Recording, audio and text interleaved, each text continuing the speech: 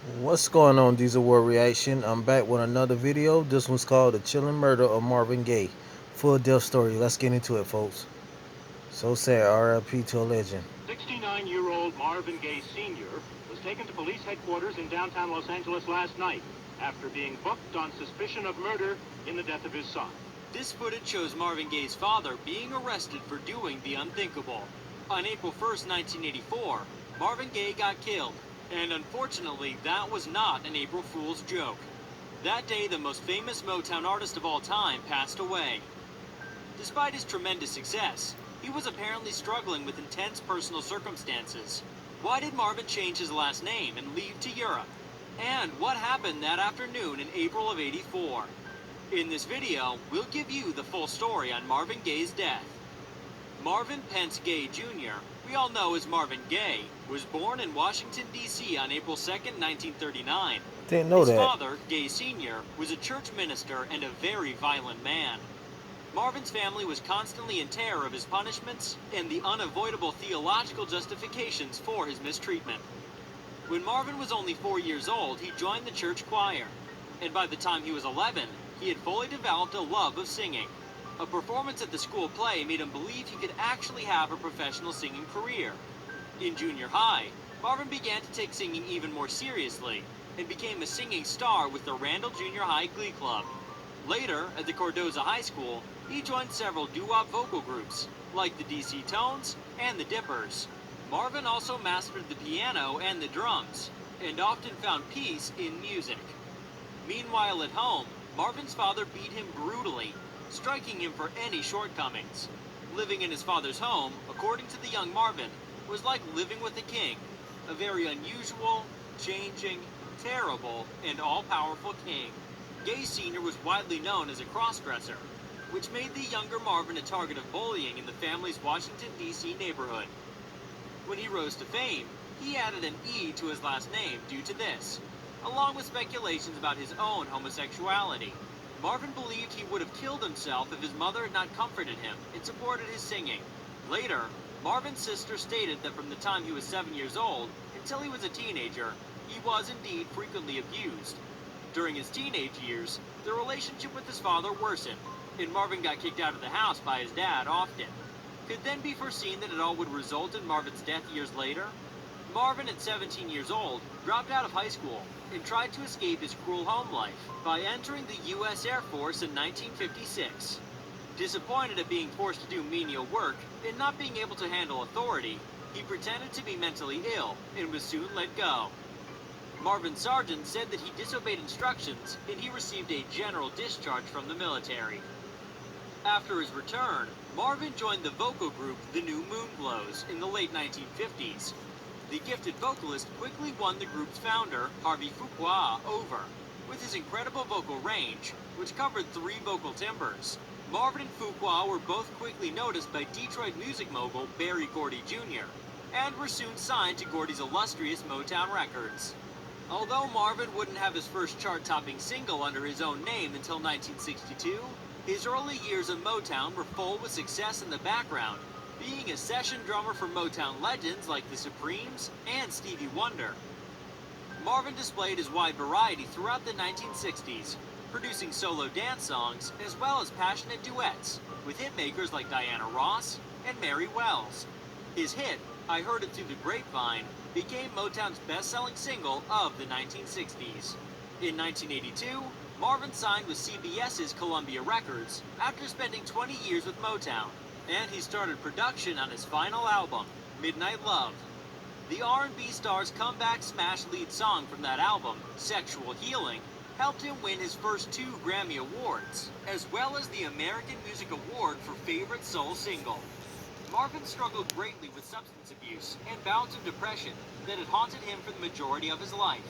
Despite making a successful comeback in the early 1980s, Gaye Sr. never approved of his son's musical career, and over time, developed resentment toward the fact that Marvin was closer to his mother, Alberta. Also, the fact that Marvin made more money than his father and had taken the greater deal of the family's financial responsibilities was something Gaye Sr. couldn't handle.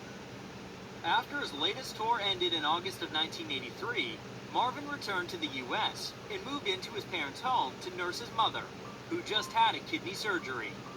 There, he and his father developed a routine of aggressive arguments and battles that brought to mind tensions that had plagued the family for years. Because of the growing conflicts between father and son, Marvin's sisters, Jeanne and Ziola, even decided to move out of the house. The two men fought to maintain their distance from one another over the following 6 months. One day, Gaye Sr. phoned the police to have his son leave the premises after an argument at the house. But after spending time with one of his sisters, Marvin returned to the house and told a friend, "I only have one father after all. I want to mend our relationship." Later, Jeanne revealed that her father had threatened to murder Marvin if he ever touched him. Gaye Sr. used to make it very clear that having multiple guns in the house made him feel safe. That's why Marvin got his father a Smith & Wesson .38 Special Revolver on Christmas Day 1983. We all know that Marvin was killed by his own father, but did you know that he used this very same weapon? Friends and family claim that Marvin was frequently paranoid and suicidal. He was scared to leave his room and talked little about anything else but suicide and death. His sister, Jeanne, later revealed Marvin tried to commit suicide 4 days before he died. He jumped out of a speeding sports car, but only received minor bruises. According to Jeanne, however, there was no doubt Marvin wanted to die. In the days prior to his death, Marvin's parents fought over a lost insurance policy letter. Marvin's bedroom was invaded by the fights the day before he passed away. Marvin told Gaye Sr. to leave his mother alone after becoming enraged by his father approaching his mother. Gaye Sr. agreed without incident, and there was no more fighting that night. But Gaye Sr. kept ranting about the home. A couple of days later, on April 1st, 1984, at around 12:30 p.m., an impatient Gaye Sr. yelled at his wife again regarding the document. Marvin yelled back downstairs while wearing a maroon robe, telling his father that if he had anything to say, he should say it in person. Alberta claims that after Gaye Sr. declined his son's request, Marvin gave him a warning not to go to his room, but he did. Marvin sprang out of bed and once more told Gaye Sr. to leave the room, as he instead charged upstairs to Alberta's bedroom to verbally assault her over the document. Marvin repeatedly pushed his father out of the room and into the hallway, before kicking and hitting him after ordering him did not work. Later, Alberta said, "Marvin hit him. He ignored my cries for him to stop as I raged at him. He kicked my husband hard." Later, Jeanne recalled that her father made it very obvious and stated it publicly on more than one occasion that if any of the children ever ventured to strike their father, he would kill him or her. Marvin allegedly followed his father into the bedroom, where he continued to kick him severely, according to his mother. After some time, Alberta separated Marvin from his father and put him back into his own room.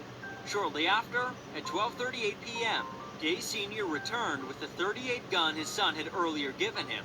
He came through the bedroom door and pointed the gun at Marvin without saying a word. Alberta was standing about 8 feet away from Marvin and screamed, but Gaye Sr. shot Marvin directly in the heart. Marvin screamed and slid to the floor.